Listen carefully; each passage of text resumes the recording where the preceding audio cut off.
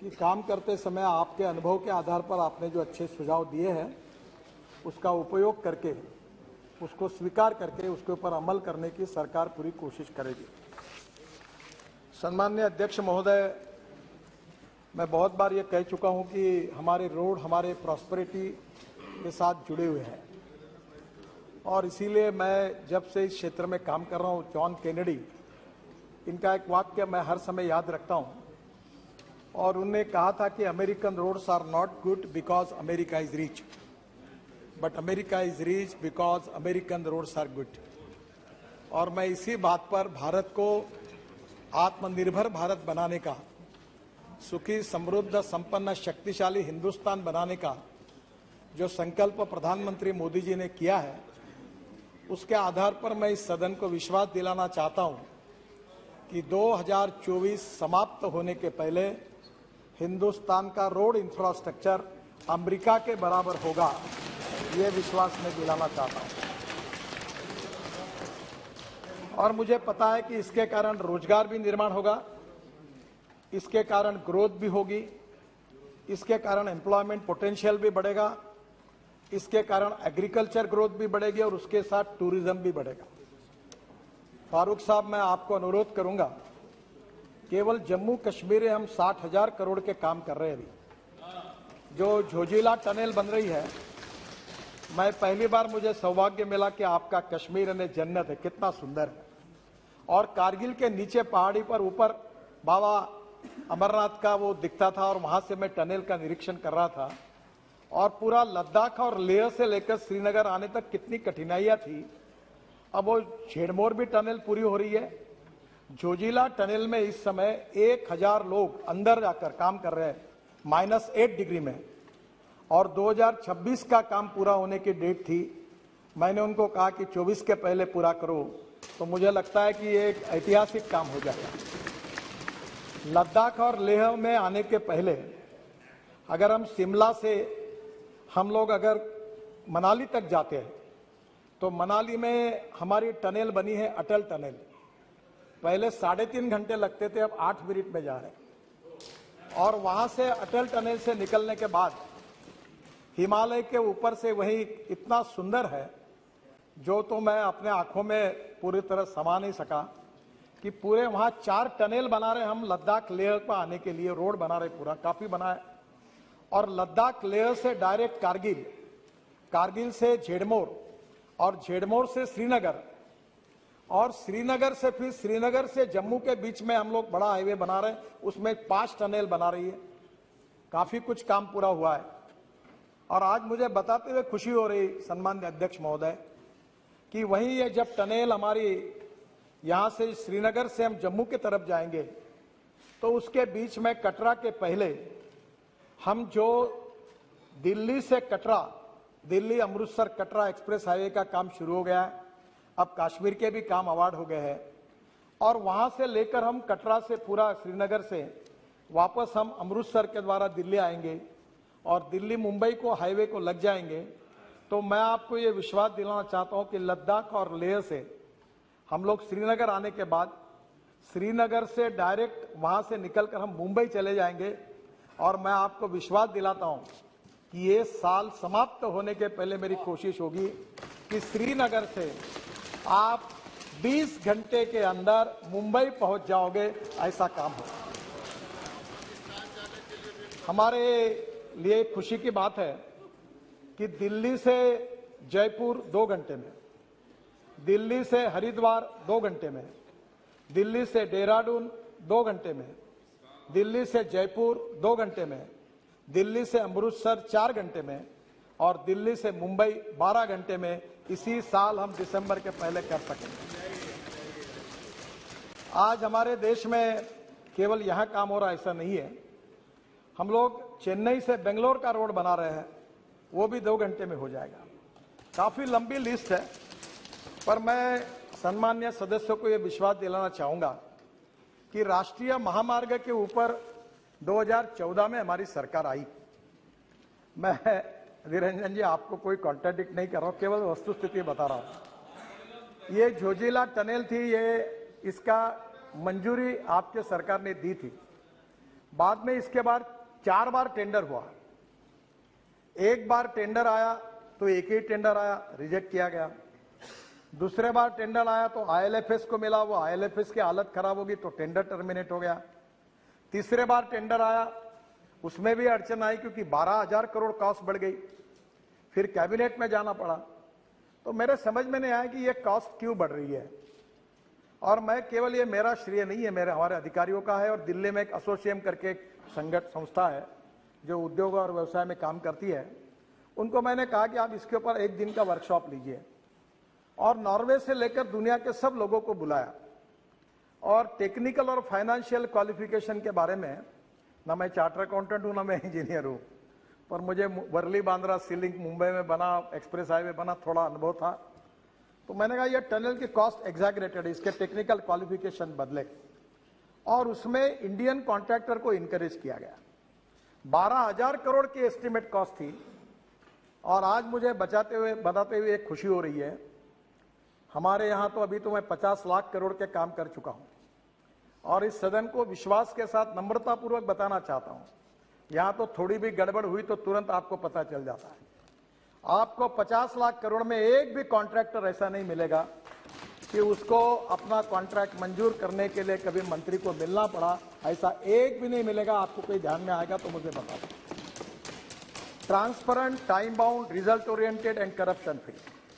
और आपको मुझे बताते हुए खुशी हो रही है, इस देश के इस टेंडर में जिस कंपनी ने कॉन्ट्रैक्ट जीता, 5 लोगों ने टेंडर भरे, कंपटीशन हुई और हैदराबाद की एक मेधा इंजीनियरिंग करके कंपनी है, उन्होंने काम लिया। और फारूक साहब, इस एक ही काम में हमारी सरकार ने एस्टिमेट कॉस्ट से 5,000 करोड़ रुपए की बचत की और ये करके दिखा 5,000। तो मैं आपको निश्चित रूप से ये बताना चाहूंगा कि आज हमने गंगा पर कितने पुल बना रहे, जितने मांगते उतने बना गए। यानी स्वाधीनता के बाद जब तक हमारी सरकार नहीं आई, उतने ब्रिज गंगा पर थे, उतने हमारे 7 साल में ललन सिंह जी बैठे हैं, जो बोलते हैं वो मंजूर करा के हमने सब मंजूर करके दिए। ब्रह्मपुत्रा के ऊपर भी अभी तक ये बहुत, ब्रह्मपुत्रा तो सागर ही है और उसमें भी आपके यहां जितने मांगे उतने, जिसका आपने कल माजोली का उल्लेख किया, मेरे से गलती हो गई, मैं सोनवाल जी के प्रचार में आया था माजोली, और वो सोनवाल जी मुख्यमंत्री थे और मुझे हाथ दबा दबा कर हेलीकॉप्टर पर, आप एक ही करो, आप बोल दो। तो मैंने बोला, अरे मुझे कुछ मालूम नहीं कॉस्ट कितनी है, क्या है, तुम मुझे कर रहे हो जबरदस्ती। बोले आप बोल दो, मैं चुनाव जीतूंगा, नहीं तो मैं हार जाऊंगा। ये लोग नाराज हैं। उसने मुझे इमोशनल, अब ब्लैकमेलिंग शब्द बराबर नहीं है, पर इमोशनल हाथ दबाकर थोड़ा सा ऐसा डरा दिया कि मैं पब्लिक मीटिंग में गया और मैंने कहा कि माजोली का पुल हम बना देंगे। जैसे मैं आया दिल्ली तो मेरे अधिकारी ने बताया कि सर आपको पता है ये ब्रिज कितने कीमत का है? बोला कितना? बोले 6,000 करोड़ का। तो मेरा एकदम डाउन हो गया। मैं बोला 6,000 करोड़ एक ही ब्रिज के लिए कैसे देना? और आपको बता दो अध्यक्ष महाराज, ये कितना अच्छा काम हुआ। हमने एक नई टेक्नोलॉजी लाई। वैसे भी स्टील और सीमेंट का 40% हम कंज्यूम करते हैं और मार्केट में भाव बढ़ाते जा रहे हैं।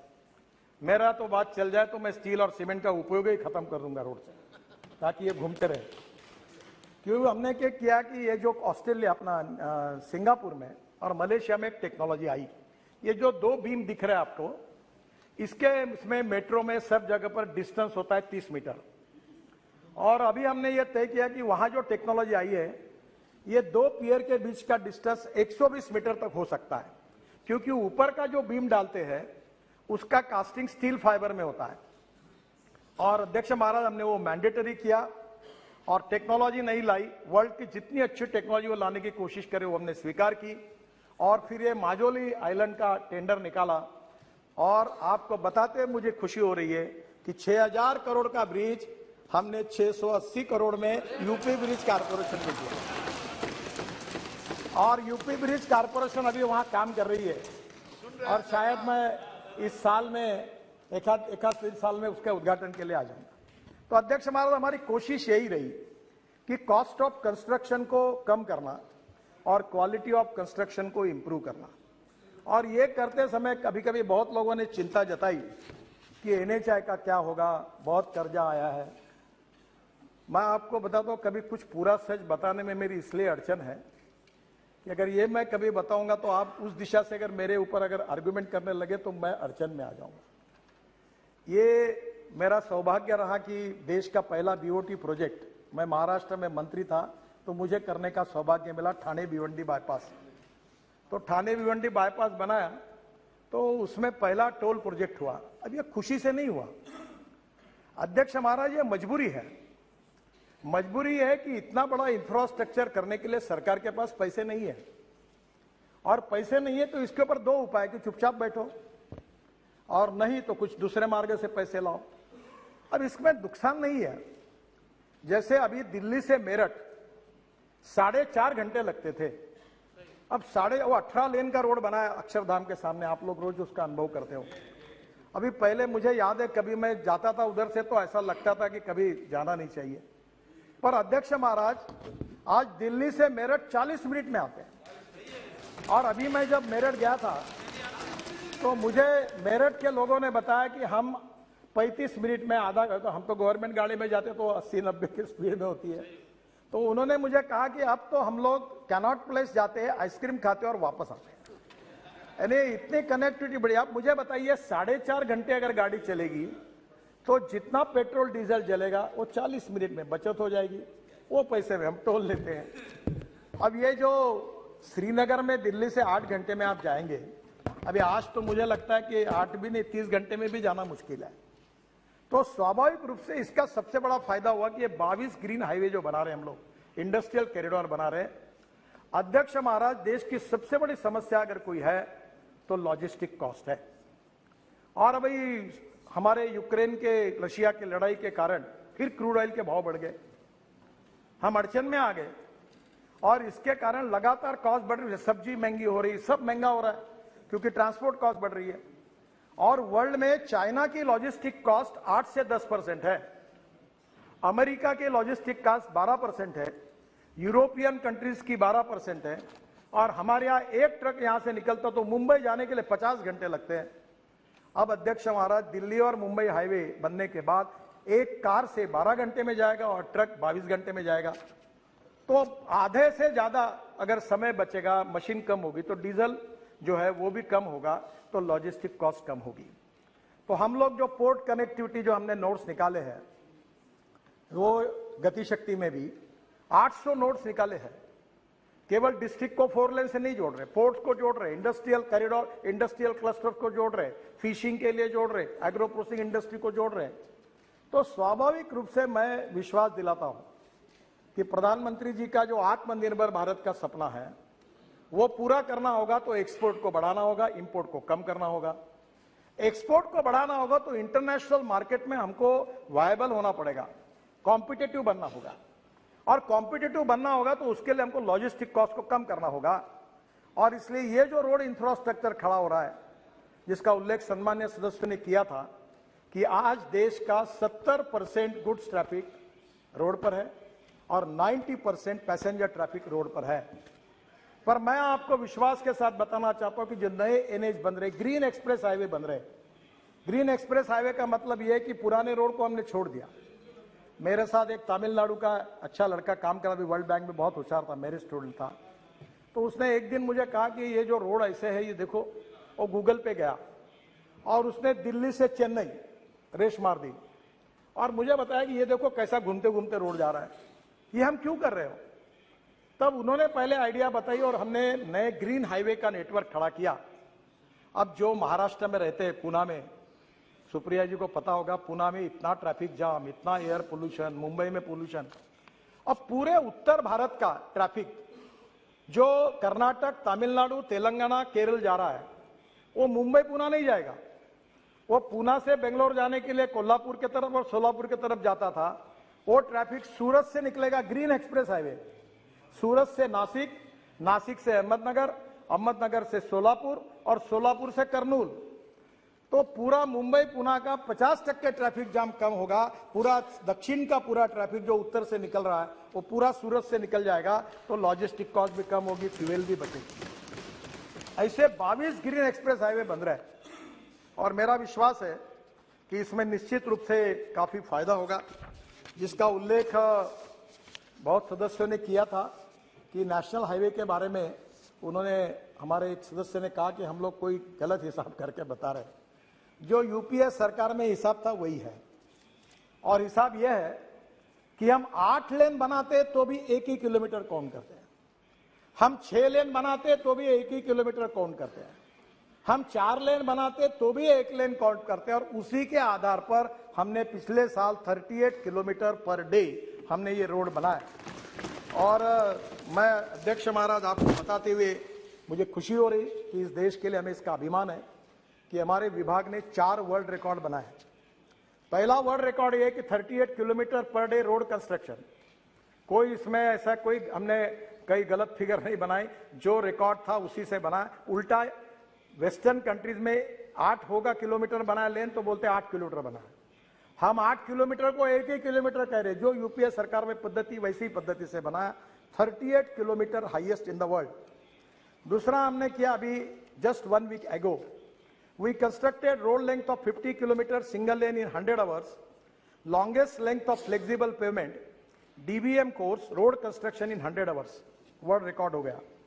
This record happened on the section of Delhi Vadodara greenfield alignment in Panchmahal district of Gujarat.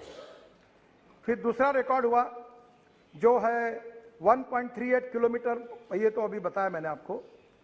ये जो कंस्ट्रक्शन का है ये दूसरा रिकॉर्ड हुआ 2.5 kilometre long 4 lane cement concrete road near Vadodara in 24 hour. 4 lane 2.5 kilometre का रोड हमने केवल 24 घंटे में बनाया। बाद में 26 kilometre single lane between road Solapur Bijapur section NH 52 21 घंटे में बनाया। तो मुझे खुशी है कि हमारे देश में निश्चित रूप से काफी बड़े प्रमाण पर कॉन्ट्रैक्टर की टेक्नोलॉजी में भी सुधार हो रहा है।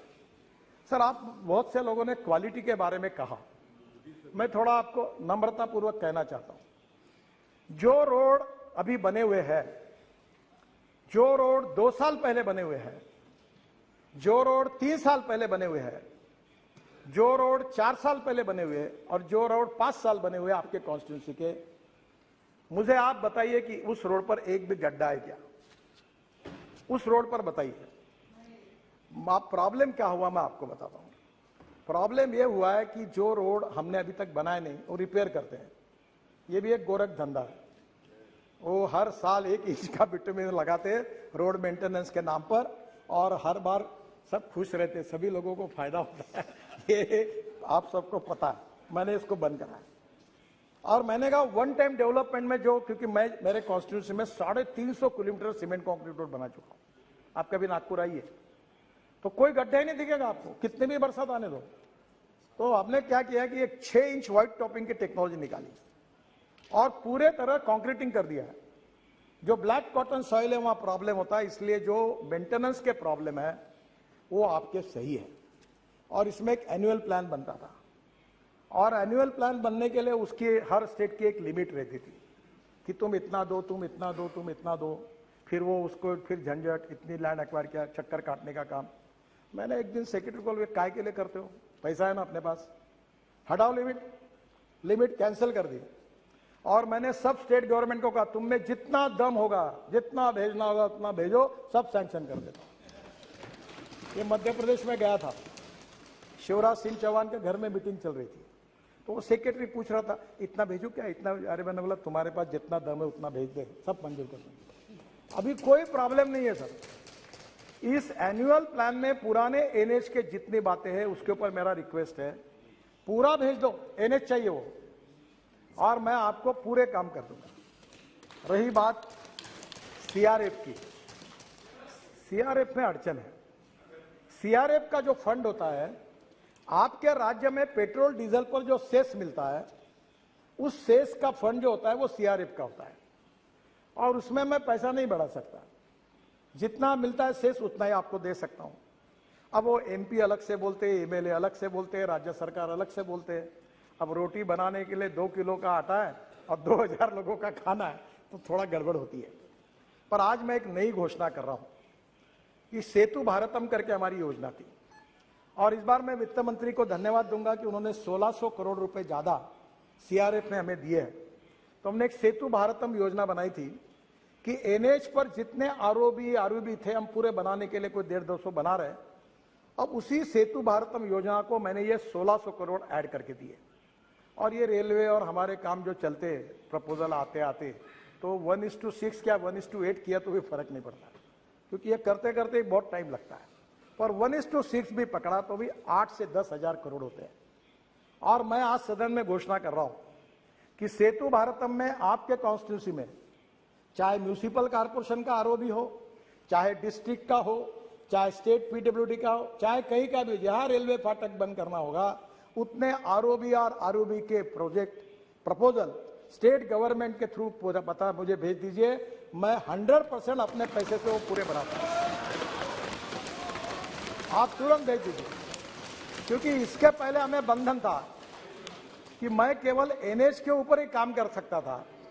तो एनएच के ऊपर के आरओबी जो है वो हमारे पैसे से करेंगे, और जो अब स्टेट के इसमें है वो जो पूरे स्टेट और कारपोरेशन के, पूरा मेरा होने तो फिर आप पूछ लीजिए, पूरा स्टेट के, कारपोरेशन के, नगर परिषद के, जो गांव में इतने कीचड़ होता है, वहाँ ट्रैफिक जाम होता है, लोग तंग आते हैं, मैं भी भुगत चुका हूँ। और हमारे नहीं, अपना नहीं है, वो स्टेट का है, वो नगर पालिका है। तो अभी कुछ चिंता मत करो, सब भेज दो, मैं सब मंजूर कर दूंगा, आप लाओ लो सब। तो ये कम से कम 8-10 हजार करोड़ के आरओबी में मुझे लगता है आपके प्रॉब्लम सॉल्व हो जाएगी। दूसरा, एक बात जरूर है कि बहुत से लोगों ने कहा प्लांटेशन के बारे में, और प्लांटेशन के बारे में मैं भी पूरी तरह से सहमत नहीं हूं। मैं कोशिश कर रहा हूं पर दो चीजों जिनके पूरी सफलता में, प्लांटेशन और रोड सेफ्टी। तो प्लांटेशन में प्रॉब्लम यह है कि अभी हमने ये जो राजमुंदरी करके अपना आंध्र प्रदेश का एक डिस्ट्रिक्ट है, वहाँ बहुत अच्छी अच्छी नर्सरी है। हाँ, yes, you are from that. तो मैंने नियम किया कि 3 मीटर का ही पेड़ लगना चाहिए एनएच पर। तो इनके यहाँ के नर्सरी के पूरे पेड़ खत्म हो गए, क्योंकि अब वो मिले नहीं। अभी नर्सरी भी खोल रहे हैं, और इकोलॉजी एंड इन्वायरमेंट के लिए हमारी कटिबद्धता है। और मैं ये कंस्ट्रक्शन में काम करते हुए अब मैं समझ गया हूं कि झाड़ पेड़ को काटना ठीक नहीं है, और इसलिए सुप्रीम कोर्ट ने 4 धाम के प्रोजेक्ट में हमें परमिशन दी है। अब हम कोर्ट में मामला जीत गए, बद्रीनाथ, केदारनाथ, गंगोत्री, यमुनोत्री को जोड़ने के लिए। फिर भी हमने निर्णय किया है कि हम देश में 1000 कॉन्ट्रैक्टर ऐसे तैयार करेंगे जो केवल ट्रांसप्लांटेशन का काम कर सकते हैं। हम पेड़ तोड़ेंगे नहीं, हम ट्रांसप्लांट करेंगे। अध्यक्ष महाराज, आपको कभी समय मिलेगा तो हम एक स्टेट ऑफ आर्ट प्रोजेक्ट, एक एयरपोर्ट के पीछे द्वारका एक्सप्रेस हाईवे कर रहे हैं सर। 30,000 करोड़ का प्रोजेक्ट है 10 किलोमीटर में, और वो जो प्रोजेक्ट है वहां हमने 12,000 ट्री को, मैंने आग्रह से कहा नहीं तोड़ना, ट्रांसप्लांट सक्सेसफुली किया है। इसमें अलग अलग प्रकार की टेक्नोलॉजी है, और निश्चित रूप से इस देश में 1000 कॉन्ट्रैक्टर ऐसे तैयार करेंगे, पर पेड़ उनको पैसा देंगे, और इसके बाद पेड़ काटेंगे नहीं, ट्रांसप्लांट करेंगे। यही कोशिश हम करेंगे, ये मैं आपको बताना चाहता हूं। सर, एक बात रोड सेफ्टी की है, मुझे आपका भी सहयोग चाहिए। बहुत दिनों में आप लोगों ने भी उल्लेख किया कि वर्ल्ड में जाने के बाद 11% वर्ल्ड के एक्सीडेंट कहाँ होते हैं, तो हिंदुस्तान में होते हैं। मरने वाले लोग ज्यादा कहाँ है, तो हिंदुस्तान में। 5 लाख एक्सीडेंट होते, 1.5 लाख लोगों की मौतें होती है। अब मुझे बताइए, 3 लाख लोग दिव्यांग बन जाते हैं, हाथ पैर टूट जाते हैं, 3% जीडीपी का नुकसान होता है, और ये बहुत ही क्लेशदायक है। इसमें रोड इंजीनियरिंग का भी कारण है। मैं अपने डिपार्टमेंट की जिम्मेदारी लेता हूं। ब्लैक स्पॉट्स, आपने सही कहा, ये डीपीआर बनाने में क्वालिटी अच्छी नहीं है, और इसलिए रोड सेफ्टी को ध्यान में लेकर मैंने कहा ये डीपीआर वाली आउटडेटेड सिस्टम को बंद करो, और पीएमसी, प्रोजेक्ट मैनेजमेंट कंसल्टेंसी लाओ। और इसको प्रोफेशनल, इस समय जो वर्ल्ड के कंसल्टेंट थे वो भाग गए हमारे यहां से। तो मैंने हमारे अधिकारियों को पूछा कि तुम्हारा हार्ट ऑपरेशन करना है तो टेंडर निकाल के कारपोरेशन के हॉस्पिटल में क्यों नहीं जाकर अपना ऑपरेशन करते हो? तब आपको ऑपरेशन करना होता है तो आपको अच्छा डॉक्टर चाहिए। डीपीआर बनाते समय लोएस्ट आता है उसको, तो वो जो सब घटिया काम करता है। तो अब इसके बारे में हमने डीपीआर बनाने के बारे में काफी सुधार किया है, और वर्ल्ड की बेस्ट टेक्नोलॉजी, बेस्ट कंपनी को ज्वाइंट वेंचर करके जो बेस्ट सक्सेसफुल प्रैक्टिसेस है उसको लाना है। मैं तो अक्सर ये बात कहता हूं कि innovation, entrepreneurship, science, technology, research, skilled and successful practices, we name it as a knowledge, and conversion of knowledge into wealth is the future. और इसलिए टेक्नोलॉजी में हमारे इतना लोग काम कर रहे हैं, आईआईटी अच्छा काम कर रहे हैं, हमारे इंजीनियर्स अच्छा काम कर रहे हैं, हमारे स्टार्टअप अच्छा काम कर रहे हैं। और आप लोगों ने भी कल मुझे सुझाव दिया ना, मैंने 2 सुझाव आपके स्वीकार किए। एक किसी ने कहा, मैं नाम भूल रहा हूं, अध्यक्ष महाराज, उनने कहा आधार कार्ड के ऊपर, शायद श्रीनिवास पाटिल जी ने कहा था, आधार के कार्ड के ऊपर, जिसके बाद आधार का कार्ड है और वहां टोल है, तो आधार का कार्ड देखकर मानकर उसको तुरंत पास इशू किया जाए। तो मैं सजेशन मान्य करता हूं, जहां भी ऐसे टोल बने और वहां के स्थानिक लोगों की अड़चन होती है, आधार कार्ड को लेकर पास बनाकर देंगे। दूसरा एक है कि 60 किलोमीटर के बीच में टोल नहीं आता है और कुछ जगह चालू है। मैं आज सदन को विश्वास दिलाता हूं, बहुत बार ये गलत काम हो रहा है, इलीगल है। मैं बार बार कहता हूं, पर पैसे मिलते इसलिए डिपार्टमेंट हाँ करते हो। हाँ, ये इनका कितने दिन मेरे से झगड़ा किया इन्होंने, भोले जी ने बहुत। अब मैं बता रहा हूं कि इसके बाद 3 महीने के अंदर 60 किलोमीटर के अंदर एक ही टोल नाका होगा, दूसरा होगा तो वो बंद किया जाए। क्योंकि लोगों को जरूर है कि हमें पैसा भी चाहिए, इसका मतलब लोगों को तकलीफ नहीं देनी चाहिए। तो आज ये जो रोड सेफ्टी की बात हुई, इसमें अभी हमने रोड इंजीनियरिंग में सुधार करने के लिए काफी उपाय किया। ऑटोमोबाइल में इंडस्ट्री का भी मैं मंत्री हूं, बहुत इंडस्ट्री मेरे ऊपर नाराज हो गई क्योंकि इकोनॉमिक मॉडल को मैंने 6 एयरबैग मैंडेटरी कर दी। तो उनने कहा कॉस्ट बढ़ेगी, तो मैंने कहा कॉस्ट बढ़ेगी तो बढ़ने दो, गरीब मरता है तो मरने दो और धनवान को बचाओ, ऐसा है क्या मतलब यहां। इसके बाद इस देश में इकोनॉमिक मॉडल, छोटा से छोटा कोई नैनो मॉडल हो, हर गाड़ी में 6 एयरबैग्स लगेगी, ये हमने मैंडेटरी कर दिया ताकि हमारे लोगों की जान न जाए। अध्यक्ष महाराज, अभी तो गाड़ियों में इतना सुधार हो रहा, मैं बाद में बताने वाला हूं उसके बारे में, पर एक बात जरूर है कि रोड इंजीनियरिंग के साथ एजुकेशन की भी बहुत जरूरत है। रूल्स ऑफ द रोड, कानून के प्रति सम्मान भी नहीं और डर भी नहीं। मैं अपने स्टूडेंट लीडर जब था यूनिवर्सिटी का, तो मुझे याद है, मुझे बताते हुए शर्म आ रही है कि मैं स्टूडेंट यूनियन के चेयरमैन का चुनाव लड़ रहा था, तो पैसे नहीं रहते थे, पेट्रोल नहीं, डीजल नहीं, गाड़ी नहीं, तो एक स्कूटर थी, विजय स्कूटर। तो मैं बोलता था 4 दोस्तों को, चौथा जरा ठीक से बैठ, वो टायर पे बैठ और नंबर प्लेट पे हाथ रख। अब जो चलाता था तो पुलिस वाला शिट्टी मार रहा था, नंबर ही नहीं मिलता था, हम चले जाते। अब मुझे वो दिन याद हो रहा है कि हम क्या गलती कर रहे थे। अब आज स्थिति ऐसी हो गई है कि आज भी लोग ग्रीन सिग्नल, रेड सिग्नल कोई पालन ही नहीं करते। और मैंने आपके अध्यक्षता में एक कमेटी निकाली है, हर मेंबर ऑफ पार्लियामेंट उसका अध्यक्ष होगा जिले में, कलेक्टर उसका बोर्ड सचिव होगा। और हमारे यहाँ महाराष्ट्र में, मैंने एक बार महाराष्ट्र में एक्सीडेंट को मराठी में अपघात कहते हैं, ये जो सुप्रिया जी बैठी है, ये पुणे कोल्हापुर रोड पर एक जयसिंहपुर बाईपास था, मैं मंत्री था, एक जगह पर 150 लोग मरे थे, पर सरकार ने सुधार नहीं किया था। और इसलिए हमने इस प्रकार से, जो आपके जिले में, आपके कॉन्स्टिट्यूंसी में जितने एक्सीडेंट होते हैं, आप चिंता करो, आप विजिट करो, आप कलेक्टर को, एसपी को, कमिश्नर, सब आपके कमेटी में, उनको बुलाओ, कारपोरेशन को, एनएच को, स्टेट पीडब्ल्यू नोटिस दो कि यहाँ लोग मरे, अगले बार कोई मरेगा तो आप जिम्मेदार होंगे, इसको सुधारो। और ऐसे कैसे नहीं सुधारते। आरटीओ को बुलाओ, आरटीओ वाले मेरे से बहुत नाराज है क्योंकि मैंने आरटीओ की 18 सेवाएं डिजिटलाइज कर दी, आरटीओ में जाने की जरूरत ही नहीं। पर इस बात में उनको बुलाइए। और आप उस कमेटी के अध्यक्ष हैं, हर महीने में मीटिंग कर रहे हैं। मेरे ये राज्यसभा के सदस्य डॉक्टर महात्मे, पद्मश्री मिली है उनको, वो कैटरैक्ट में उन्होंने रिकॉर्ड ऑपरेशन बहुत अच्छे हैं, मैंने उनको कार्याध्यक्ष बना दिया, मुझे समय नहीं मिलता। आपको बताता हूं, इतनी मीटिंग होती है हर महीने में और इतने स्पॉट किए और हर जगह वो कार्रवाई कर रहे हैं।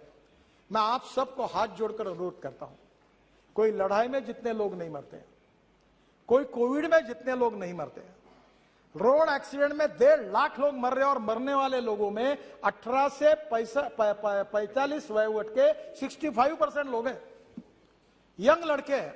परसों में हमारा एक्सीडेंट हुआ, मुझे बताते हुए दुख हो रहा है, इनको मालूम होगा। एक गाड़ी में वर्धा के रामदास तड़स यहां बैठे एक मेंबर ऑफ पार्लियामेंट, इनके कॉन्स्टिट्यूंसी में, इनके गांव के ढाबे में गए, वहां खाना खाया और वहां से आते समय 140 किलोमीटर के स्पीड से 7 बच्चे एमबीबीएस पार्ट 1 के होशियार लड़के, पूरी गाड़ी अंदर गई और 7 के 7 मर गए। मैं आपसे अनुरोध करता हूं कि इसके बारे में जनता के सहयोग के बिना, लोगों के सहयोग के बिना और लोक प्रतिनिधियों के सहयोग के बिना यह मामला नहीं निपटा जा सकता। केवल कितना भी फाइन बढ़ाया, नया मोटर व्हीकल एक्ट आप सबके सहयोग से मंजूर हुआ, कार्रवाई कर रहे हैं, पर मेरा आपसे अनुरोध है कि आने वाले समय में एक्सीडेंट को रोकने के लिए आप सबका सहयोग चाहिए। आपके जिले के आप अभी परसों मैंने जवाब में कहा था कि हमारे यहाँ भी ये ब्यूरोक्रेटिक सिस्टम ऐसी होती है कि वो एक्सीडेंट का ब्लैक स्पॉट है, फिर सेंट्रल ऑफिस को भेजो। मैंने कहा नथिंग डूइंग। जहां 2 बार एक्सीडेंट हुआ ऐसा ब्लैक स्पॉट होगा, हमारा आरओ और चीफ इंजीनियर 50 करोड़ रुपए का काम तुरंत उसको इंप्रूव करने के लिए खर्चा करेगा और तुरंत उसको छोड़ेगा। ऐसा नहीं तो लोग मरते रहे, हम देखते रहे, ऐसा नहीं होना चाहिए। मेरा आपसे अनुरोध है कि ये एक बहुत बड़ा प्रश्न है रोड सेफ्टी का। देखिए क्या बताएं, अच्छा बताओ या नहीं बताऊं, मुझे संकोच होता है। हाँ तेलंगाना यस सही है। और आपके कॉन्स्टिट्यूंसी का जो रोड है विजयवाड़ा का, परसों ही मैंने मीटिंग कराई थी, विजयवाड़ा से हैदराबाद, ये रोड में भी यही सब जगह पर ये हो रहा है। आंध्र, तेलंगाना, कर्नाटका, तमिलनाडु केवल एक सरकार है कि जिसने वर्ल्ड बैंक के सहयोग से 50% एक्सीडेंट और 50% डेथ कम किए हैं। और परसों मेरे पास वर्ल्ड बैंक के वाइस प्रेसिडेंट आए थे, इंडिया हमारे आशिया हेड जुएत करके वो भी आए थे, और मैंने उनको कहा कि इसके लिए आप तमिलनाडु मॉडल को पूरे देश में उसको इंप्लीमेंट करो। और मुझे आज बताते हुए खुशी हो रही है कि हम 14,000 करोड़ रुपए, इसमें से वर्ल्ड बैंक और एडीबी 50% भारत सरकार, ऐसी योजना का शुभारंभ तुरंत करने जा रहे हैं। और जिससे राज्य सरकार में भी, सिटी रोड में भी जहां जहां ऐसे ब्लैक स्पॉट होंगे उसको इंप्रूवमेंट करने के लिए हम पैसा देने वाले हैं, ताकि इससे एक्सीडेंट में लोगों की जो मृत्यु हो रही है उसको कम किया जाए। मैं भी भुगत भोगी हूं, मेरा पैर 4 जगह टूटा है पुलिस प्रोटेक्शन में। और इसलिए मैं आपको फिर से अनुरोध करता हूं, जो सरकार में मंत्री वो पहला काम करे, अपने ड्राइवर का आके जांच ले। कैटरैक्ट निकलता है। मैं महाराष्ट्र में मंत्री था तो अनेक ड्राइवर कैटरैक्ट वाले निकले 40%। एक केंद्र सरकार में एक मंत्री थे, उनका ड्राइवर एक आंखों से अंधा ही था, ऐसी गाड़ी चला रहा था। और एक मुख्यमंत्री थे, उन्होंने मुझे बताया, नाम नहीं बताता आपको, मेरा ड्राइवर दोनों आंखों से अंधा था और आवाज पे गाड़ी चला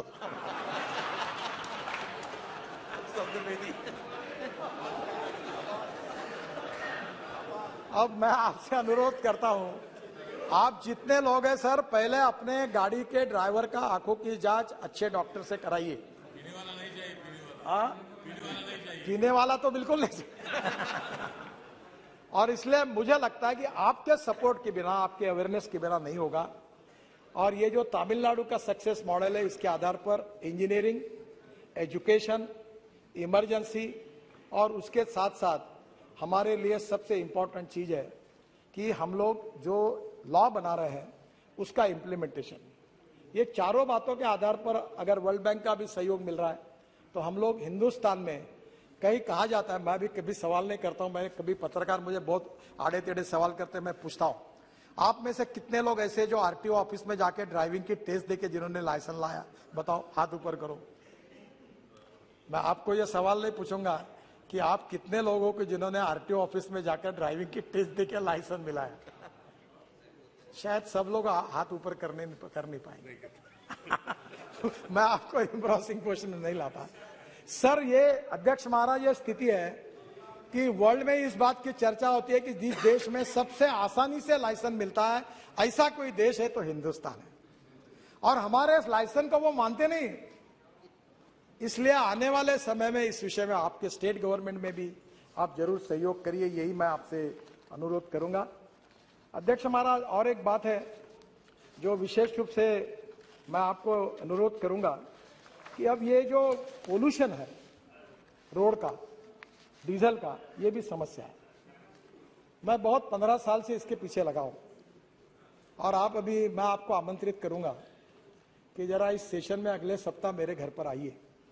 मैं हाइड्रोजन पर चलने वाली कार में आपको चक्कर दूंगा। अध्यक्ष महाराज, अब दिन वो दूर नहीं है कि हम लोग ग्रीन हाइड्रोजन 3-4 प्रकार का होता है। ब्लैक हाइड्रोजन यानी जो कोयले से बनता है, ब्राउन हाइड्रोजन यानी पेट्रोलियम से बनता है, और ग्रीन हाइड्रोजन जो है वो पानी से बनता है। ट्रांसपोर्ट मिनिस्ट्री ने स्पेशल इनिशिएटिव लिया है कि अब पेट्रोल डीजल के बजाय हम लोग अब ethanol, methanol, biodiesel, bio CNG, bio LNG और ग्रीन हाइड्रोजन और इलेक्ट्रिक पर आएंगे।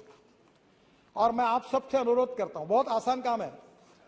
आपके हर जगह पर नगर पालिका और महानगर पालिका में गंदा पानी है, सीवेज वाटर। मैं 7 साल पहले पीछे लगा और मेरे कॉन्स्टिट्यूंसी का टॉयलेट का पानी मैं महाराष्ट्र सरकार को बेचता हूं। आपको पता लगेगा, आश्चर्य होगा कि 325 करोड़ रुपए हमको साल के मिलते रॉयल्टी टॉयलेट का पानी बेचकर। अब उसी पानी को अच्छा बनाकर जो हम लोग सॉलिड वेस्ट मैनेजमेंट है, उसमें हमारे कचरे में ग्लास है, मेटल है, ऑर्गेनिक है, इसको सेग्रीगेट करके रूफटॉप सोलर और छोटी विंड मिल जो गुजरात में बनती है उसको लेकर, क्योंकि ग्रीन हाइड्रोजन बनाने में 70% कॉस्ट पावर की है और पावर में हमारे पावर मंत्री भी बहुत इनिशिएटिव ले रहे हैं और इसलिए आगे चल के उन्होंने काफी देने वाले सहूलतें।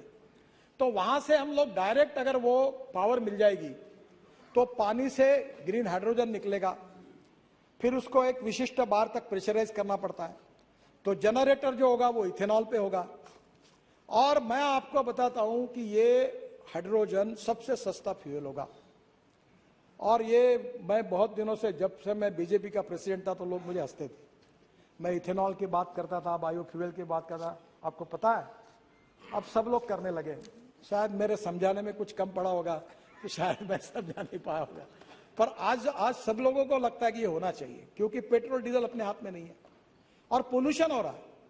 और इसलिए मैं आज सदन से अनुरोध करूंगा कि आज ग्रीन हाइड्रोजन के ऊपर आपके डिस्ट्रिक्ट में आप इनिशिएटिव लीजिए। अभी सिंह साहब उसके ऊपर स्कीम ला रहे हैं। इलेक्ट्रोलाइजर भारतीय इंजीनियर्स ने, मैं इनॉग्रेशन के लिए जा नहीं पाया, बेंगलोर में हमारे अमेरिका के 4 इंजीनियर है, उन्होंने इलेक्ट्रोलाइजर बनाया, 1 करोड़ 20 लाख का। अब वो हर जिले में बनाएंगे और उसमें गंदे पानी को शुद्ध करके रूफटॉप सोलर। अब सोलर हमारे बास्केट में 38% सोलर पावर है और इसलिए हम कोई कोयला जला के पावर की बात नहीं कर रहे हैं। और solar power, hydro power, nuclear power, thermo अनेक प्रकार की एनर्जी ला रही है, तो हम सब प्रकार की अल्टरनेटिव ग्रीन एनर्जी के पीछे जाए, ताकि कोल से एनर्जी अच्छी नहीं है। और पेट्रोलियम एनर्जी में हम इंपोर्ट करते हैं। हम एनर्जी इंपोर्ट करने वाले नहीं, हम एनर्जी एक्सपोर्ट करने वाले बने, यही प्रधानमंत्री की इच्छा। और इसलिए 3000 करोड़ रुपए का हाइड्रोजन मिशन जाहिर हुआ है, लाल किले पर प्रधानमंत्री ने जाहिर किया है। आप सब लोग आग्रह करेंगे तो आज cement plant, steel plant, railway, हवाई जहाज सब इस पर चलेंगे, तो हमको पेट्रोल इंपोर्ट करने की जरूरत नहीं पड़ेगी। और इसलिए आज इलेक्ट्रिक व्हीकल की मैं आपको बात करता हूं। आप इलेक्ट्रिक लोग मुझे बोलते कितने साल में आएंगे, कब आएंगे, कोई जरूरत ही नहीं बोलने की। मेरे पास आंकड़े, अभी बस का राइज 1200% हुआ। स्कूटर, टाटा की इलेक्ट्रिक की अभी गाड़ी आई है, लोग मुझे बोलते पत्र दो, गाड़ी मिल रही है। आपको बताता हूं, इलेक्ट्रिक की आज से मैक्सिमम 2 साल के अंदर पेट्रोल की स्कूटर, मोटरसाइकिल, पेट्रोल की ऑटो रिक्शा और पेट्रोल की कार, इसके बराबर इलेक्ट्रिक की कार, स्कूटर, ऑटो रिक्शा की कीमत होगी। मैं आपको बता रहा हूं, अभी लिथियम आयन बैटरी की कीमत कम होते जा रही है। और हमने जो केमिस्ट्री पे काम शुरू किया हमारे देश में, हमारे रिसर्च ऑर्गेनाइजेशन, आईआईटी, स्टार्टअप ने, उसमें हम लोग केवल लिथियम आयन नहीं, zinc ion, aluminium ion, sodium ion, इस केमिस्ट्री को डेवलप कर रहे हैं। और आने वाले समय में ये सब डेवलप हो जाएगा। और इलेक्ट्रिक में आपको बताता हूं कि अगर पेट्रोल के लिए अगर आप 100 रुपए खर्चा कर रहे हैं तो इलेक्ट्रिक के लिए 10 रुपए लगेंगे। आवाज भी नहीं आता, धुआं भी नहीं निकलता, और इतनी अच्छी गाड़ी अभी ये गिरिराज जी भी यूज कर रहे हैं, मैं भी 1 साल से इलेक्ट्रिक एसयूवी यूज कर रहा हूं। अब तो अच्छी आई है। इसके साथ सबसे बड़ी बात हमारे सरकार ने की, इथेनॉल लाया। अब इथेनॉल जो है वो फ्लेक्स इंजन लाया हमने। फ्लेक्स इंजन की एडवाइजरी इशू की है टोयोटा, सुजुकी और हुंडई, तीनों ने भी एक्सेप्ट किया है कि 6 महीने के अंदर गाड़ियां आएंगी। और अभी टीवीएस और बजाज और हीरो, तीनों की मैंने लॉन्च भी कर दी स्कूटर। 100% पेट्रोल और 100% bio ethanol. Ethanol 62 rupees litre, petrol अब मालूम नहीं आज क्या भाव होगा। और अब इथेनॉल की कैलोरिक वैल्यू पेट्रोल के ऊपर लाने की भी टेक्नोलॉजी लाई है। वो आकर मैंने इंडियन ऑयल के चेयरमैन और उनको प्रेजेंटेशन दिया है। तो आने वाले समय में हमारा किसान, गन्ना उत्पादक किसान, sugar cane use to ethanol, B molasses to ethanol, C molasses to ethanol, corn to ethanol, broken rice to ethanol, biomass to ethanol. हम वेस्टलैंड पर बांबू लगाए, बांबू टू इथेनॉल। आसाम में बांबू से इथेनॉल बनना शुरू हो गया। और इसलिए मैं आपको यह कहना चाहूंगा कि आत्मनिर्भर भारत अगर बनाना है तो 25,000 करोड़ 5 साल के बाद हमारा इंपोर्ट क्रूड ऑयल पेट्रोलियम का होगा। उसको अगर बचाना है तो आज हमको import substitute, cost effective, pollution free और इंडिजीनियस फ्यूल पे जाना होगा। और हमारा प्रयास है कि ये फ्यूल जल्दी आ जाएगी तो निश्चित रूप से आने वाले समय में पोल्यूशन भी कम होगा। जो दिल्ली की आज स्थितियां है वो नहीं रहेगी।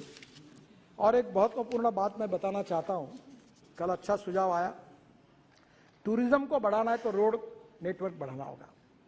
अभी हम लोग जो नए नए स्कीम बना रहे, राम वन गमन मार्ग 258 किलोमीटर, ये बिहार से जा रहा। आज बिहार का दिवस है। मुझे अभी अश्विनी जी ने बताया, मैं बिहार वासियों को शुभकामनाएं देता हूं। और आज कह रहा हूं कि ये जो मार्ग है 258 किलोमीटर 5,000 करोड़ का, ये मैक्सिमम बिहार से जा रहा है। मैं बिहार की जनता को बहुत बहुत बधाई देता हूं। ये 5,000 करोड़ का है, काम शुरू हो गया। राम जानकी मार्ग 436 किलोमीटर 2,000 करोड़, 23 में पूरा होगा। ये भी 23 में पूरा होगा, काम शुरू हो गया। आप देख रहे हैं, आपका प्रॉब्लम मुझे पता है। बाद में 84 कोसी परिक्रमा 235 किलोमीटर 4,000 करोड़, काम शुरू हो गया, 23 में पूरा होगा। Ayodhya ring road 67 kilometre 5,600 crore, दिसंबर 2023 में काम पूरा हो जाएगा। बुद्ध सर्किट, भगवान गौतम बुद्ध का जहाँ जन्म हुआ, जहाँ उनका आखिर एंड हुआ, जहाँ उनको ज्ञान मिला, सब गांवों को जोड़ा। एक केवल गांव छूटा है, निशिकांत दुबे विक्रमशिला की बात कर रहे हैं, वो थोड़ा छूटा है। विक्रमशिला को मैं जरूर इसमें जोड़ूंगा, आप मुझे याद कर दीजिए। और ये बुद्ध सर्किट जो है ये 419 किलोमीटर 20,000 करोड़ पूरा होते हुए आ गया है, थोड़ा बहुत रहा है। 4 धाम प्रोजेक्ट बद्रीनाथ, केदारनाथ, गंगोत्री, यमुनोत्री 827 किलोमीटर, ये 566 किलोमीटर कंप्लीट हो गए। 12,000 करोड़ का सुप्रीम कोर्ट में केस थी, अब क्लियर हो गई है। मैं 2023 दिसंबर तक इसको पूरा करूंगा। एक मेरा सपना था, वो बहुत कठिनाइयां आ रही है कि मानस सरोवर को पिथौरागढ़ से, उत्तराखंड के पिथौरागढ़ से जाना, और वो काम चल रहा है। विशेष फाइटर जेट हेलीकॉप्टर को यूज करके वहां मशीन पहुंचाइए। -5 degree, -3 degree. अब बीआरओ का काम केवल बाकी है। 85% रोड पूरा हुआ है। अब मैं बोल रहा हूं उनको कि जल्दी जाना है, मुझे भी जाना है, क्योंकि मैं नेपाल से और चाइना से नहीं जाना चाहता था। तो मानस सरोवर को मैं आपको वचन देता हूं कि 2023 दिसंबर के बाद हिंदुस्तान के लोग पिथौरागढ़ से मानस सरोवर जा सकेंगे अपने रोड, और ये रोड बन जाएगा। बाद में महाराष्ट्र में, सुप्रिया जी को पता है, पंढरपुर हमारा बहुत इंपॉर्टेंट है। मेरा क्षेत्र था। हाँ, रामदास जी थे वही के, मेरा क्षेत्र था वो। तो पालखी मार्ग तुकाराम महाराज और ज्ञानेश्वर महाराज, देव और आळंदी को पंढरपुर से जोड़ने वाला 365 किलोमीटर 5,000 करोड़, काम जोरों में शुरू है। निश्चित रूप से 23 के पहले पूरा हो जाएगा। बाद में जुआरी ब्रिज एट गोवा, हमें बहुत खुशी है कि वो ब्रिज पर मैं एक व्यूअर गैलरी बना रहा हूं, और दोनों बाजू में कैप्सूल लिफ्ट होगी। एक समय 200 लोग ऊपर जाएंगे और रेस्टोरेंट में जाकर कॉफी पियोगे और पूरा समुद्र और गोवा दिखेगा। तो ये मेरे लिए भी बहुत महत्वपूर्ण प्रोजेक्ट है। केबल स्टेट ब्रिज है, स्टेट ऑफ आर्ट है। अभी आप गोवा जाओगे तो आप देखोगे, बहुत सुंदर है। अभी मैंने प्रयागराज में भी बताया कि प्रयागराज में भी एक केबल स्टेट ब्रिज बना रहे हैं। और अभी हमने पहले शुरुआत की, पहले रोड, फिर ब्रिज, फिर मेट्रो। अभी पूना में हम लोग बना रहे हैं, शिरूर से वाघोली, बाद में पूछ लेना, शिरूर से वाघोली, यहां से 1.5 लाख पीसीयूस का ट्रैफिक है। और अब ब्रिज बना रहे हम, नीचे में 8 लेन रोड, ऊपर में 6 लेन ब्रिज पहले फ्लोर पर, दूसरे फ्लोर पर 6 लेन ब्रिज और उसके ऊपर में मेट्रो।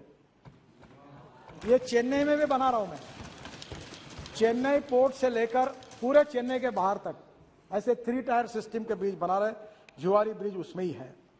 एक द्वारका में, द्वारका ओखला सिग्नेचर ब्रिज है, उस पर लाइटिंग है, बहुत सुंदर बना है।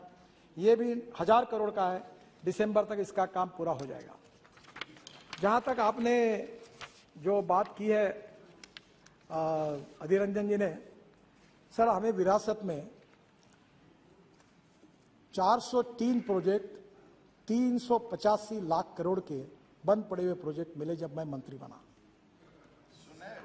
और उसमें से 40,000 करोड़ के प्रोजेक्ट हमने टर्मिनेट कर दिए। और उसमें से ये दिल्ली जयपुर, ये दिल्ली हरिद्वार, गाला खाया कितनी खाई मैंने, ये बैठे वो कॉन्ट्रैक्टर कहते 50 मीटिंग हुई, कितने लोग चले गए, मुख्यमंत्री बदल गए, अभी दिल्ली जयपुर का उसमें से थे। पर मैं आपको बताता हूं, मैं आपको दोष नहीं देता, पॉलिसी में कमियां रहती है। लैंड एक्विजिशन किए बिना अवार्ड हो गए, इन्वायरमेंट फॉरेस्ट क्लियरेंस मिले नहीं, रेलवे ओवरब्रिज की परमिशन मिले नहीं, वर्क ऑर्डर दे दिया, प्रोजेक्ट अटक गए, कॉन्ट्रैक्टर बैठ गए, इसके कारण तकलीफें आई।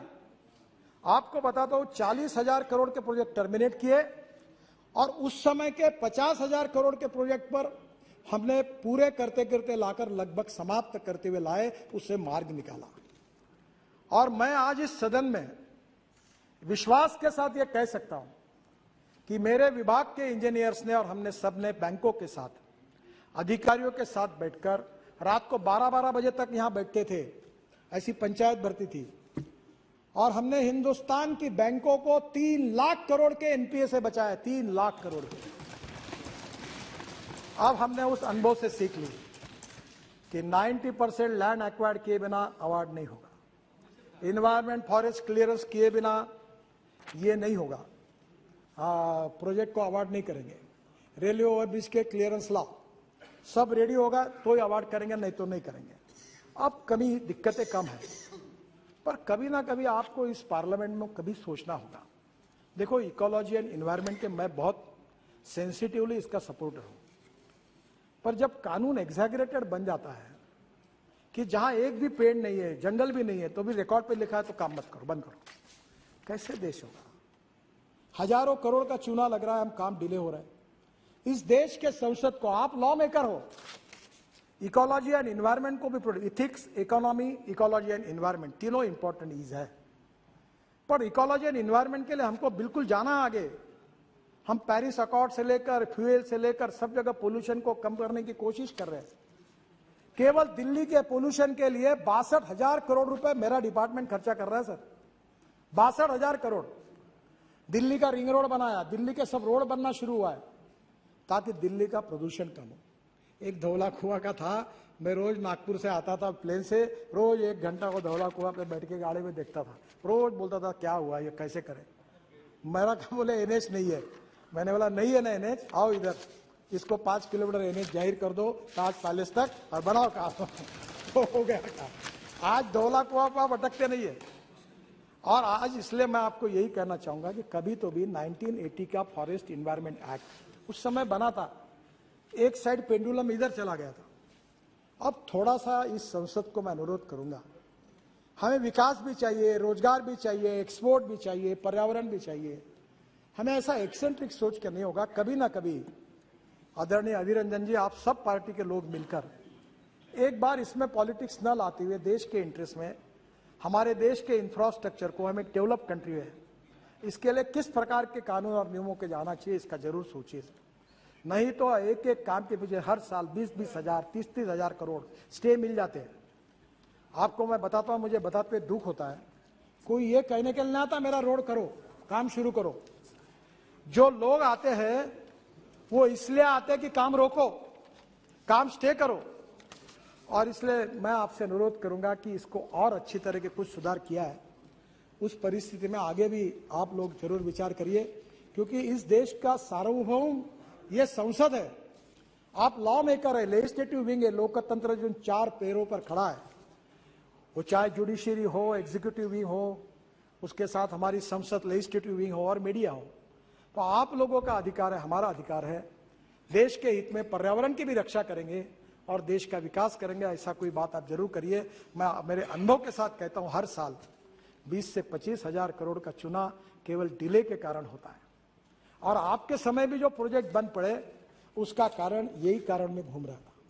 और इसलिए मैं निश्चित रूप से आपको कहूंगा कि इस बात के बारे में विचार करिए। मुझे सम्मान्य सदस्य ने एक बात कही है कि हमने बौद्ध सर्किट बनाया। वैसे हमने दिल्ली अमृतसर कटरा रोड पर, जब हमारे आप लोग आए थे, हमारे सिंधु साहब चेयरमैन थे, वो पंजाब के हैं, मुझे कहा कि अमृतसर के बाहर से रोड जाएगा तो ये जो 4 महत्वपूर्ण गुरुद्वारा अमृतसर के अंदर है वो कैसे होंगे। मैंने बोला अंदर से रोड जाएंगे। हमने खर्चा किया, डबल बनाए, अब चारों को जोड़ दिया। और आपको ताज्जुब होगा कि पाकिस्तान में करतारपुर, जो हमारा सबसे तीर्थ स्थल है जहां इतिहास जुड़ा हुआ है, उसको हमारे लोगों ने 4.5 महीनों में वो तीरथपुर का कॉरिडोर बनाकर पूरा किया। हमारे सब सिख बंधु पाकिस्तान में जा रहे हैं। रिलीजियस टूरिज्म को बढ़ाने की हमने हर समय कोशिश की। एडवेंचर स्पोर्ट्स को, ओली, ये हमारा कारगिल के नीचे हमारा ये झोजिला, सर क्या जगह है। मैं तो अध्यक्ष महाराज आपको कहूंगा कि पार्लियामेंट का एक डेलीगेशन आप जोजिला टनल देखने के लिए आप आइए, मैं व्यवस्था करता हूं और आप जरूर देखने के लिए आइए। ये देश का, फारूक साहब तो जानते हैं वही के है, अध्यक्ष हमारा स्विट्जरलैंड से कई गुना अच्छा हमारा कश्मीर है। और वहां अगर टूरिज्म बढ़ेगा तो कश्मीर में कोई गरीबी नहीं रहेगी, कोई भूखमरी नहीं रहेगी, सब रोजगार मिल जाएगा। और आज वहां हम एडवेंचर स्पोर्ट, हमारे आइस के ऊपर के स्पोर्ट, मैंने गवर्नर से बात की है और इसीलिए हमने उसको विकसित किया है टूरिज्म को। एक बात रही है जो हमारे यहाँ विशेष रूप से जैन सर्किट की भी बात निशिकांत जी ने रखी। मैंने आज बैठकर बहुत काम किया है, पर अभी भी मुझे लगता है कि जैन समाज और आप सब लोगों के सुझाव लेकर मैं इस सदन को आश्वस्त करता हूं कि जैन सर्किट, इसको भी हम बनाकर उसको भी जोड़ने का काम करेंगे, ये विश्वास यहाँ देता हूं। एक और अच्छी बात हुई है जिसका आप लोग फायदा लीजिए। अभी प्रधानमंत्री जी ने मेरे विभाग के पास ropeway, cable car, funicular railway दिए हैं।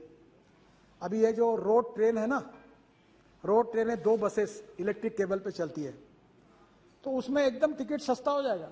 ये ट्राम जो थी आपकी कलकत्ता की, वैसी वो टायर पर चलने वाली बस है। रोपवे, केबल कार, कल मेरे यहाँ प्रेजेंटेशन है डॉफलवेयर कंपनी का, हवा में उड़ने वाली, हवा में चलने वाली, 250 लोग बैठकर उड़ने वाली बस तैयार की उन्होंने। ये देश, दुनिया बदल रही है। अब रोप के में देखो, मेरे 47 प्रोजेक्ट मंजूर किए हैं 20,000 करोड़ के, जिसमें Kedarnath, Hemkund Sahib Gurudwara, Neelkanth Mahadev temple Rishikesh, Hanumangarhi temple Nainital, Trimbakeshwar temple Harihar fort Nashik, बाद में 18 रोपवे है जो हिमाचल प्रदेश में, उत्तराखंड में है, जो 6,000 करोड़ के 11 प्रोजेक्ट्स है। जम्मू एंड कश्मीर, उत्तराखंड, हिमाचल प्रदेश, मणिपुर, सिक्किम, सब जगह में बना रहे। मैं आपसे अनुरोध करता हूं कि आपके शहर में भी अब पहले मेट्रो बनाते, मेट्रो की सब आग्रह करते, मेट्रो की कॉस्ट पर किलोमीटर 350 करोड़ है, और मैं आपको 2 करोड़ पर किलोमीटर के मेट्रो बनाने का मार्ग बताऊंगा। ये हो सकता है, और इसलिए ब्रॉड गेज पर हमने मेट्रो बनाई अभी नागपुर में, मेरे कॉन्स्टिट्यूशन में, और रेलवे मंत्री जी ने उसको बहुत समर्थन दिया है। और अब light rail transport, ropeway, cable car, funicular railway, अब पब्लिक ट्रांसपोर्ट ऑन इलेक्ट्रिसिटी हमारी जरूरत है। ये पेट्रोल डीजल की बसेस बंद करिए। मैं कश्मीर आया था, मैंने एलजी साहब को कहा कि तुम्हारी बसेस देख रहा था, हॉर्न छोड़कर सब बजता है। बिहार में ऐसी बसेस है, हॉर्न बजाने की जरूरत ही नहीं। उत्तर प्रदेश, बिहार में ऐसी। योगी जी परसों मुझे मिलने के लिए आए, मैंने कहा इलेक्ट्रिक बसेस लो। अब मुंबई में 900 इलेक्ट्रिक बस आ रही, पूना में 500 बसेस आ रही, नागपुर में 200 बसेस आ रही, इलेक्ट्रिक बस है। आपको मैं बताता हूं, अब जमाना बदल गया, और इसलिए आने वाले समय में रोप वे, केबल कार, इसके लिए आप लोग प्रपोजल लेके आइए। मैं 100% भारत सरकार के पैसे से आपको ये सब बनाने के लिए मदद करूंगा, ये विश्वास देना चाहता हूं। सर, हम लोग लॉजिस्टिक पार्क बना रहे हैं। लॉजिस्टिक पार्क में करीब 35 मल्टी मॉडल लॉजिस्टिक पार्क है और मुझे लगता है अध्यक्ष महाराज, मुझे 5-1 मिनट में खत्म, बहुत सी बातें पर मैं संक्षिप्त में खत्म कर दूंगा। तो मैं आपको ये कहूंगा कि हम लोग करीब 35 मल्टी मॉडल लॉजिस्टिक पार्क बना रहे हैं। ये जोगी, कौन सा जोगी गोपा, आसाम का काफी काम हो गया है। इसके साथ हम चेन्नई में बना रहे हैं, वर्धा में बना रहे हैं, पूना में बना रहे हैं। हमारा मॉडल बहुत सिंपल है, लैंड राज्य सरकार दे, बाकी खर्चा हम करेंगे और रोड के बाजू में लॉजिस्टिक पार्क बना देंगे, pre cooling plant, cold storage सब बना के देंगे। मैं निश्चित रूप से आपको इस बात का अनुरोध करूंगा। अब रोड के बाजू में, मैं रोड बनाने के पहले जमीन का रेट होता है 25 लाख। आजकल मुझे बहुत लोग मिलने के लिए आते हैं, बोलते हैं आप मेरे मित्रों एक काम करो। मैंने बोला क्या? बोले रोड की अलाइनमेंट बताओ कहाँ से जा रही। मैंने बोला तुमको क्या करना है? बोले तुमने अलाइनमेंट बताने के बाद मैं जमीन खरीद लूंगा। तो मैंने बोला मैं तुमको क्यों बताऊंगा? अब मैं आपको कह रहा हूं कि राज्य सरकार को कहो। मैंने अभी हरियाणा के सरकार को कहा कि गुड़गांव, नोएडा, अब ये सब पैक हो गए। मैंने बोला एक्सप्रेस हाईवे के बाजू में नया गुड़गांव बनाओ, नया नोएडा बनाओ, बिहार में, पटना में, इधर नए industrial clusters, food park, resident नए बना सकते हैं। नई मुंबई पैक हो गई, पूरी खत्म हो गई। और इसलिए आने वाले समय में रोड नेटवर्क जो ग्रीन हाईवे बना रहे हैं, उसके बाजू में logistic park, smart city, smart villages बन सकते हैं। और इसके लिए भी मैं सदन को अनुरोध करूंगा कि इसमें आइए। इसमें warehousing and storage, container yard, cold storage, packaging, custom clearance, direct connectivity to the ports, ये सब होगा और मुझे लगता है कि इसमें बहुत अच्छा फायदा होगा। कुछ सदस्यों ने पोर्ट के बारे में कहा है, ये बहुत जरूरी है। सागर माला, मैं जब शिपिंग मंत्री था तो 16 लाख करोड़ की योजना थी, 8 लाख करोड़ के काम हो गए और 800 करोड़ का सरकार का बजट था। आप बोलोगे कैसा काम हुआ? तो पैसे की कोई कमी नहीं। मैं अक्सर एक बात कहता हूं, if there is a will there is a way, if there is no will there is only survey, discussion, seminar, committee, sub committee and research group. The strong political will of our government and Prime Minister Narendra Modi ji, we are very much committed for the progress and development of this country. At any cost, we need to work hard to make Indian economy up to the world economy standard, to make India as a super economy, #1 economy of the world. That is the dream in our mind. और यही हमारा उद्देश्य है और इसलिए ये पूरे port के रोड भी सब कनेक्ट हो रहे हैं। कल मैं JNPT के 3000 करोड़ के पोर्ट के उद्घाटन के लिए परसों जा रहा हूं। तो मुझे लगता है ग्रीन हाईवे बन रहे, पोर्ट बन रहे। मुझे समय की कमी है तो मैं ज्यादा नहीं बताऊंगा, पर आप मेरे पास आइए। हम वेस्ट साइड एमिनिटीज बना रहे 650, जहां हेलीकॉप्टर उतरेगा, ड्रोन उतरेगा। और महिला सदस्यों के लिए मैं सबसे अच्छी बात कहूंगा कि पूरे वर्ल्ड में हाईवे पर जाओ, महिलाओं को टॉयलेट है, महिलाओं के लिए वॉशरूम्स है। अगर छोटा बच्चा है तो उसको दूध पिलाने के लिए स्पेशल रूम है। हिंदुस्तान में एक भी जगह नहीं है। हमने ये मैंडेटरी किया है और आज मुझे बताते खुशी हो रही है कि हर 40 किलोमीटर पर ट्रॉमा सेंटर बनाएंगे। कुछ बता रहा वो भी आवश्यक है। हम 650 रोड साइड एमिनिटीज बना रहे हैं और हर जगह पर महिलाओं के लिए स्पेशल टॉयलेट होंगे। और जो महिला अपने बच्चों को दूध पिलाना चाहती होगी वो रूम में अंदर जाकर AC में बैठकर वहां दूध पिला सकेगी। इसकी अरेंजमेंट भी की है और 1 साल में अंदर ये पूरे होंगे। इसमें फ्यूएल स्टेशन होगा, EV चार्जिंग स्टेशन होगा, रेस्ट रूम होंगे, बेबी केयर सेंटर्स होंगे, डॉर्मेट्रीज, ट्रक ड्राइवर्स होंगे, कन्वेंशन सेंटर, ट्रॉमा सेंटर भी होंगे। और इतना ही नहीं, तो ऑर्गन डोनेशन के लिए हेलीकॉप्टर एम्बुलेंस आएगी, एक्सीडेंट में जो जख्मी हुए उनको लेके जाएगी और 6 घंटे के अंदर उनका, अगर वो बेचारे अगर जिंदा नहीं रह सके तो उनके आंखें, उनका हार्ट, उनका लीवर, सब ऐसे लोगों को दिए जाएंगे, उनको नया जीवन मिलेगा। इसकी भी व्यवस्था की है, ये भी करेंगे। ऑलरेडी कुछ जगह चालू भी हुआ है। ड्रोन भी आएंगे आने वाले समय में। दिल्ली से आपका सामान ड्रोन में आएगा और उड़ते उड़ते जाएगा और आपके पास पहुंच जाएगा।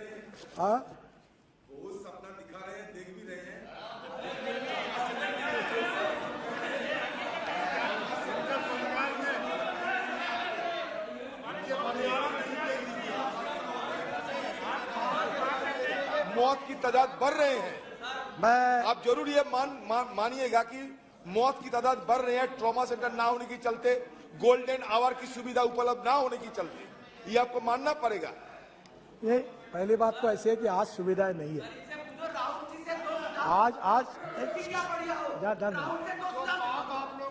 आज पहली बात ऐसी है कि आपका सुझाव बिल्कुल बराबर है। आज पर्याप्त सुविधाएं नहीं है, इसमें कोई गलत नहीं है।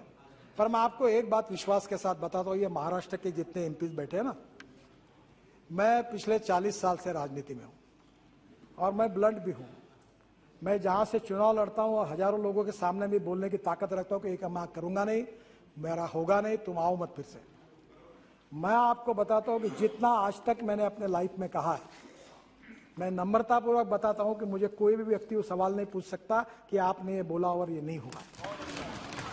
अगर एक आधा काम नहीं होगा, अब उसमें कोई अड़चन आएगी, सुप्रीम कोर्ट ने स्टे दे दिया, इन्वायरमेंट ने काम बंद कर दिया, तो मैं कुछ कर नहीं सकता। पर मैं जो होने लायक है वो ही बताऊंगा, और आप कभी आपको मन में संशय आएगा तो मैं इसलिए बताया कि इस अधिवेशन में अगले सप्ताह से रोज क्वेश्चन आवर खत्म होने के बाद मेरे पास आइए, मेरे अधिकारी इधर बैठेंगे, इधर आप बैठो, आइदर यू कन्विंस मी और कन्विंस बाय मी। आपका जो भी सुझाव होगा उसके ऊपर अमल किया जाएगा, क्योंकि आप इस देश के मालिक हैं। ये देश आपके अधिकार से चलेगा, आपके दृष्टिकोण से चलेगा, आपके विचारों से चलेगा, क्योंकि आप लोग जो है वो इस देश के निर्माता है। मैं हमारे अधिकारियों को कहता हूं, जब मेंबर ऑफ पार्लियामेंट आ रहा उसका मैं कहना सीरियसली लो, तुम अपनी बात पर मत जाओ, और वो जो बोल रहा है वो काम हर संभव होना चाहिए और वो पूरी तरह करने की कोशिश मैं करूंगा, ये विश्वास मैं आपको देता हूं। ये हवाई जहाज की बात हुई कि रोड पर हवाई जहाज उतरना, अब मेरा एक कंसेप्ट है, शिंदे जी आपसे अनुरोध करता हूं कि मैं 28 नेशनल हाईवे पर इमरजेंसी लैंडिंग रोड कम रनवे बना रहा हूं, 28। इसमें नाम भी पढ़ देता हूं क्योंकि फिर आप बोलोगे कि आप बातें कर रहे हो, सपने दिखा रहे हो, तो नाम पढ़ देता हूं। गगरिया बक्सर राजस्थान, नेल्लोर ओंगल आंध्र प्रदेश, ओंगल चिलकलपुरित Andhra Pradesh, Banihal Srinagar Jammu Kashmir, Kharagpur Balasore West Bengal Orissa. Remaining 23 are awaiting clearance from Indian Air Force, वो भी प्रपोजल गया है। और सर बिहार में भी है, मैं बाद में आपको लिख दूंगा। नॉर्थ ईस्ट में भी है, मैं आप उसका एयरफोर्स का क्लियरेंस के लिए रुका हुआ है, वो प्रपोजल गया है। मैं आपको इतना ही बात कहूँगा कि मेरे ये जो एयर स्ट्रिप बनी है वहाँ 300 मील एयरपोर्ट नहीं है। राजस्थान में हम गए थे बाड़मेर में, तो मेरा आपसे रोल है कि एक छोटा सा एक 2 विमानों के लिए एक छोटा एयरपोर्ट बनाओ आप। जब विमान उतरेगा तो रेलवे फाटक जैसा बंद होता है वैसा रोड ट्रैफिक बंद हो जाएगा, विमान उतर के एयरपोर्ट चला जाएगा। एयर स्ट्रिप मैंने फुकट में बना दिया आपको एक 3-4 करोड़ का एयरपोर्ट बना लो, लगे तो लाइट भी लगा दो उसमें, नाइट लैंडिंग में हो जाएगा, मैं अनुमति दे दूंगा। और मेरा कैपिटल जो है कुछ नहीं, 0 है, मैंने आपके लिए बना के दिया, रोड कम है वो। और जब वो प्लेन उड़ने के लिए आएगा तो फिर रोड ट्रैफिक बंद करो, आएगा उड़ जाएगा, फिर रोड चालू हो जाएगा। अब दिन में 2-3 जाते हैं। अभी ये बाड़मेर गया था, बाड़मेर जहाँ से पाकिस्तान दिखता था, वहाँ 300 किलोमीटर एयरपोर्ट नहीं है। आप उड़ान स्कीम में छोटे छोटे प्लेन लगा दो, चालू कर दो, तो इन लोगों का फायदा हो सकता है। और हमारी जगह आपको free of charge without any royalty आपको देने के लिए हम तैयार हैं। अगर ये होगा तो आप जरूर करिए, ये सब जगह हो रहा है। सर हमने काफ़ी नई टेक्नोलॉजी लाई है और टेक्नोलॉजी का उपयोग करेंगे, मैं उस पर जाता नहीं। इलेक्ट्रॉनिक टोल का 97% कलेक्शन हो गया है। अब मैं जीपीएस सिस्टम लाना चाहता हूँ, टोल ही नहीं रहेंगे। अब टोल नहीं रहेंगे तो कुछ अखबार वाले लिख देते कि टोल खत्म होगा, टोल नहीं खत्म होगा। If you want good services you have to pay for it. मुझे लोग पूछते टोल कब माफ करोगे, मैंने बोला तुम यहाँ 5 स्टार होटल में कार्यक्रम करते हो तो क्या फुकट में मिला क्या आपको? अगर फुकट में करना था तो रामलीला मैदान पर बैठना था, जब यहाँ बुलाते हो तो पैसा देना पड़ेगा। तो अभी जीपीएस सिस्टम है और आपके गाड़ी में जीपीएस लगा देंगे, अब मैंडेटरी कर दिया, और वहां से रिकॉर्ड होगा आपने कहां से एंट्री की, कहां से निकले, और आपके बैंक अकाउंट से पैसा जाए, कोई आपको अड़ाएगा नहीं, कुछ नहीं। तो उसको भी लाने की कोशिश कर रहे हैं।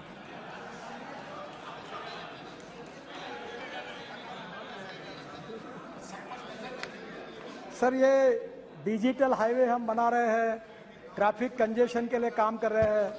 अभी टीओटी है, टीओटी के बाद टोल ऑपरेट ट्रांसफर, फिर हम लोग इन्विट कर रहे हैं।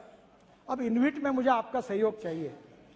मैं अब इस देश के गरीब लोगों के पैसे से हाईवे बनाना चाहता हूं। हमारे पास पैसे की कोई कमी नहीं है। आप में जितना दम होगा उतने रास्ते मांगो, मैं सब कर दूंगा। मार्केट से खड़ा होगा पैसा। अभी बैंक के चेयरमैन मेरे पास झगड़ा करते, बोलता मेरा पैसा लो, बोलता मेरा पैसा लो। कोई पैसे की कमी नहीं। पर अब मुझे रोड बनाना है, तो मुझे एक दिन सपने में ऐसा लगा कि सब अमेरिकन पेंशन फंड, यूके, सब बाहर के लोग रोड में इन्वेस्ट कर देंगे, तो हिंदुस्तान के इतिहास में मेरा नाम लिखा जाएगा कि हिंदुस्तान के रोड एसेट सब मालक फॉरेनर बने। मैंने बोला ये नहीं करना। और इसलिए आज जो मॉडल है इन्विट, इसमें प्रोजेक्ट होगा 1000 करोड़ का। तो हम लोग जाएंगे जैसे स्टॉक एक्सचेंज में, और यहाँ के चपरासी, कांस्टेबल, कर्मचारी, सरकारी अधिकारी, गरीब लोग, किसान, मैं उनको कहूंगा एनएचआई के बॉन्ड में पैसे डालो, मिनिमम 7% रिटर्न मैं आपको दूंगा, 7%। अब बैंक में आपको कहाँ मिलता है फिक्स डिपॉजिट पे ब्याज? हर महीने में आपके अकाउंट में मिल जाएगा। AAA रेटिंग है, वर्ल्ड का है। और इसलिए अब इस देश के गरीब लोगों का पैसा रोड में लेना चाहिए, ये हमारा प्रयास है। सेबी का अप्रूवल नहीं मिला है। अगर सेबी अप्रूवल दे देगी तो हिंदुस्तान के गरीब लोगों के पैसे से रोड बनेंगे और 7% रिटर्न उनको मिलेगा, ताकि वो भी पेंशनर्स, सीनियर सिटीजन, आप भी जब यहाँ से रिटायर्ड हो जाएंगे तो सभी MP नहीं बनते। साक्षी महाराज, अब आपका डिपॉजिट रख देना NHI में, 7% इंटरेस्ट में आपको पैसा मिलेगा। सर, ये मैं आपको एक ही बात कहना चाहूँगा कि काफ़ी अच्छे सुझाव सम्मान्य सदस्य ने दिए हैं। सबके सुझाव के जवाब भी लेकर मैं आया हूँ, पर समय की कमी है और आपने दिया हुआ समय अब मेरा समाप्त हुआ है। मैं इतना ही अनुरोध करूँगा कि इसके बाद में भी आपके सुझाव जो भी देश के हित में है, सेक्टर के हित में है, आप कोई भी पार्टी के हो, हमारे प्रधानमंत्री जी ने कहा है कि सबका साथ, सबका विकास और सबका विश्वास। हम इसका अनुकरण करते, कभी हमने पॉलिटिकल पार्टी के डिस्क्रिप्शन के आधार पर कोई काम मंजूर किया या नामंजूर किया, ऐसा कभी नहीं किया। जो भी आते होने वाला काम है सबका करते हैं। और आपका विश्वास और प्रेम, यही हमारी ताकत है। मुझे बहुत खुशी हुई, मैं अभी अधिकारियों को बता रहा था कि 75 लोग बोले, और ये किसके नसीब में है अध्यक्ष महाराज? आज एक पार्टी वाला, पार्टी के अंदर ही तो एक दूसरे को पसंद नहीं करते लोग। यहाँ कौन कम्युनिस्ट पार्टी का है, कोई कांग्रेस पार्टी का है, कोई MIM का है, वो बेचारा आकर कहता है कि नहीं, खुश होता है। तो मैंने कहा ये सब आपके बदौलत हुआ है। ये हमारे अधिकारियों ने, मैंने उनको कहा कि देखो ये श्रेय मेरा नहीं है। मैं अक्सर मैथमेटिक्स का एक इक्वेशन लोगों को बताता हूँ। मैं मैनेजमेंट का विद्यार्थी हूँ। A नाम के व्यक्ति ने A² काम किया और B नाम के व्यक्ति ने B² काम किया, तो total work is A² + B²। पर अध्यक्ष महाराज, इसमें सबसे बड़ी खूबी है, क्योंकि मैं पॉलिटिकल पार्टी का कार्यकर्ता भी हूं और पोस्टर चिपकाते हुए पार्टी का अध्यक्ष बना हूं, तो ग्रास रूट से आया हूं। तो मैंने एक बात सीखी है कि A + B ब्रैकेट में स्क्वायर, यानी come together, think together and work together. और human relationship is the biggest strength of politics and social work and business. तो मैंने हमारे अधिकारियों को कहा कि आप काम करो, और हमारी टीम काम कर रही है, आप सब काम कर रहे हैं, इसके कारण हमको श्रेय मिला है। आपकी अच्छी बातें जो है वो मेरे अकेले का श्रेय नहीं है। That credit goes two thousands of engineers and officers, day and night उन्होंने काम किया, उनको ही उतना ही श्रेय है। और इसलिए ये जो टीम वर्क है, उसके लिए ये हमको सफलता मिली है। प्रधानमंत्री जी का यशस्वी मार्गदर्शन है। वित्त मंत्री जी ने हमको बहुत बजट बढ़ा कर दिया है, और हमको बढ़ाने के कारण हमें पैसे की कोई अड़चन भी नहीं है। तो स्वाभाविक रूप से हम इस देश को, जैसे मैंने पहले कहा था कि 24 दिसंबर के पहले हिंदुस्तान का रोड इंफ्रास्ट्रक्चर अमेरिका के बराबर होगा, यही हमारा प्रयास होगा। और ये करते समय आपके जो भी सुझाव होंगे, आपकी कहीं अगर टीका भी होगी, क्रिटिसिज्म भी होगा, तो भी उसका स्वागत करते हुए, उससे सीखते हुए हम आगे जाएंगे। मैं आप सबको बहुत बहुत धन्यवाद देता हूं और नम्रतापूर्वक अनुरोध करता हूं कि मेरे डिपार्टमेंट की ये जो मांगे हैं उसको आप पूरी तरह सपोर्ट करिए और उसका समर्थन करिए और फिर भी कोई बात होगी तो मेरे चेंबर में आपका दरवाजा ओपन है, आप कभी भी आइए, आपका काम करने का हर समय हम प्रयास करेंगे। इसी विश्वास के साथ आपको बहुत बहुत धन्यवाद देते हुए मैं अपनी बात को समाप्त करता हूं। नमस्कार। N.K. Premchandan. Thank you very much, Speaker, sir. Sir, it is a wonderful performance by the Honorable Minister Sri Nitin Gadkari ji. We all extend our appreciation and congratulations to you for having the wonderful performance of the Ministry of Road Transport and Highways. Sir, but one suggestion I would like to present before you.